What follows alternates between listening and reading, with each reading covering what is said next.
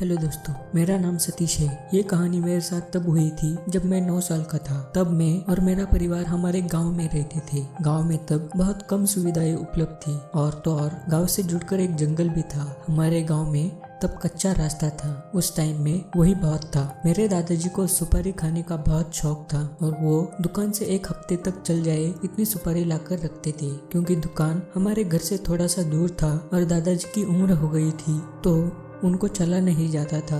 एक बार जब हम सभी रात का खाना खाकर आंगन में बैठे थे तो दादाजी थोड़ा सा नाराज लग रहे थे। हमने उनसे पूछा भी कि दादाजी क्या हुआ, तो दादाजी बोले कि मेरी सुपारी खत्म हुई थी कल, पर सुबह जब तुम्हारे पापा काम के लिए जा रहे थे तब मैं उसे बताना भूल गया। अब मुझे बहुत तलब हो रही है। तो मैं बोला, इतनी सी बात, लाइए पैसे, मैं जाता हूँ और लाता हूँ सुपारी आपके लिए। तो दादाजी बोले, नहीं बेटा, इतनी रात को तुम्हारा जाना ठीक नहीं है। तो मैंने कहा कि दादाजी मैं मेरी साइकिल लेके जाता हूँ और फट से वापस आ जाता हूँ। पर दादाजी मान नहीं रहे थे, पर मैंने बहुत जिद की। जिद करने के बाद दादाजी मान गए। पर दादाजी ने मुझे एक बात बताई कि अगर तुम्हें रास्ते में कोई भी आवाज आए तो रुकना नहीं, सीधा घर से दुकान और दुकान से घर आ जाना, ठीक है? तो मैंने कहा, ठीक है दादाजी, ठीक है। मैंने अपनी साइकिल निकाली और आगे बढ़ा। मैं साइकिल बहुत तेज चला रहा था। थोड़ी दूर जाने के बाद मुझे एक आवाज़ आई, छोड़ दो मुझे, जाने दो मुझे। वो आवाज़ मुझे जानी पहचानी लग रही थी। मैं उस आवाज़ की तरफ जाने ही वाला था, तभी मुझे दादाजी की बात याद आई और मैं तुरंत वहाँ से निकल गया। मैं दुकान में पहुँचा, सुपारी ली और उसी रास्ते से फिर से निकल पड़ा और फिर से मुझे उसी जगह पर एक और आवाज़ आई, सतीश इधर आओ, मेरे पास आओ। वो आवाज़ मेरे दादाजी की थी। मैं वहीं पर रुक गया।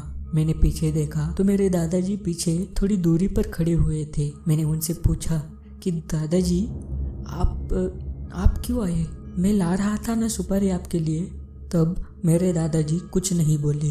तो मैं बोला, चलिए अब हम साथ में घर चलते हैं। ये बोलते ही दादाजी चलने लगे, पर चलते समय वो अपना कंधा झुकाकर और पैर लचकाकर चल रहे थे। मैंने दादाजी से पूछा, अरे दादाजी ऐसे क्यों चल रहे हो आप? और तभी अचानक से उनकी आंखें चमकने लगी। मैं बहुत डर गया। मुझे पता चल गया था कि वो मेरे दादाजी नहीं है। मैं बहुत डर गया। मैं तुरंत अपनी साइकिल पे बैठा और जोर से वहाँ से भागा। वो भी मेरे पीछे पीछे भाग रहा था। मैं इतना डर गया था कि मैं रोने लगा। जैसे तैसे मैं घर पहुंचा, साइकिल वहीं नीचे गिरा दी और घर के अंदर गया और बेड के नीचे जाकर छुप गया। मैं डरते डरते घर के अंदर जा रहा था। ये सब मेरे घर वालों ने देखा और वो मेरे पास आ गए और उन्होंने मुझसे पूछा कि क्या हुआ सतीश, इतने डरे हुए क्यों हो? तो मैंने उनसे डरते डरते कहा कि दादाजी मेरे पीछे पड़े थे और उनकी आंखें चमक रही थी। पर सब मुझसे कहने लगे कि दादाजी तो घर पर ही थे, तो वो तुम्हारे पीछे कैसे पड़ेंगे? हमारी बातें दादाजी ने भी सुन ली थी। वो मेरे पास आए और बोले कि जो तुम्हारे पीछे भाग रहा था, क्या उसका कंधा नीचे झुका था और वो लंगड़ा कर भी चल रहा था क्या? तो मैंने दादाजी से कहा कि हाँ दादाजी, हाँ। तो दादाजी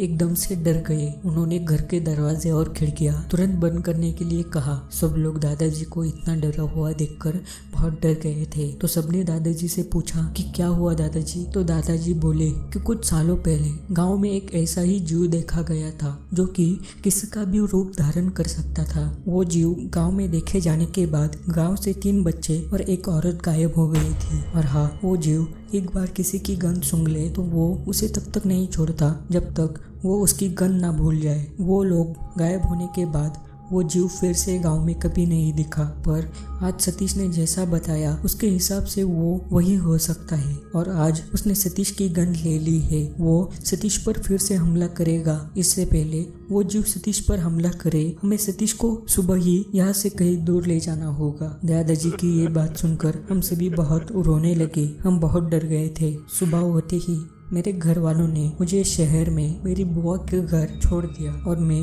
आगे वहीं पर रहा। इन बीते सालों में मैंने उस जीव के बारे में बहुत रिसर्च की तो मुझे पता चला कि ये जीव दुनिया के हर एक कोने में पाया जाता है और कोई ना कोई उसे देखने का दावा करता ही है। उन जीवों को स्किन वॉकर या शेप शिफ्टर के नाम से भी जाना जाता है। उसके बाद मेरे साथ कभी ऐसा हादसा नहीं हुआ, पर उस एक हादसे ने मेरी पूरी जिंदगी पलट दी। तो दोस्तों, क्या आप भी स्किन वॉकर जैसे शैतानों पर विश्वास रखते हैं? कमेंट बॉक्स में जरूर बताना। अगर आपको ये कहानी पसंद आई हो तो इस वीडियो को लाइक जरूर करना और हाँ, अपने दोस्तों के साथ शेयर भी करना। और मेरे चैनल पर अगर नए हो तो इस चैनल को सब्सक्राइब भी जरूर करना। मिलते हैं किसी और नई हॉरर स्टोरी के साथ, तब तक के लिए अलविदा।